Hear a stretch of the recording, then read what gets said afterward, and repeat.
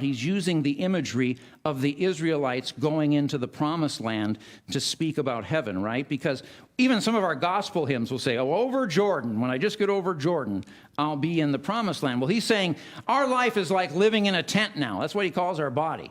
And remember, when they left Egypt, they all lived in tents, and even God lived in a tent, the tabernacle. And it wasn't until they crossed that river Jordan that they had a building, which was their home that they built. And then eventually God had his own building, the temple. And he's saying, we know that when this tent, this time-limited experience of living on this earth is destroyed, and he had just talked about the fact that all our bodies are wasting away, we know we have awaiting for us a permanent building, just like they did in the promised land, a heavenly body, one that will swallow up, he said, our mortal body. He says that in 1 Corinthians 15 as well, that the mortal is going to put on the immortal, the perishable and the imperishable, and then the saying that is written will come true.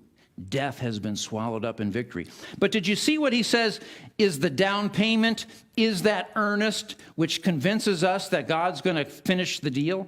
We just read it in our reading this morning where he says this in chapter 5. He says, now it is God who made us for this very purpose. He made us to live eternally.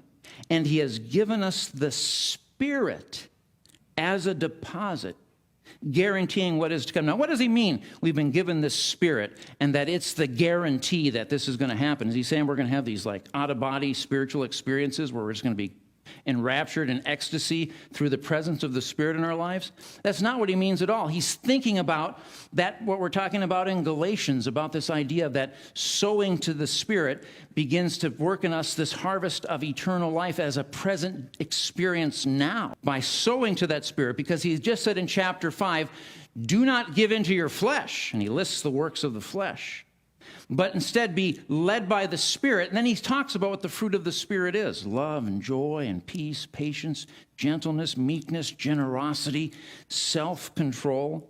And you see what Paul is saying is that as we live in the Spirit and as we sow seeds to the Spirit, following the promptings of the Spirit, sowing good things into our lives, the more you walk as a Christian, the more you obey the Spirit, the easier it is to love, the easier it is to give, the easier it is to practice self-control. And the more you see the plant and the fruit of God's presence in your life transforming you in the here, in the now, and that is the present experience of what's to come. And that's why we know what is to come is going to come, because already we're beginning to experience a foretaste of it right now.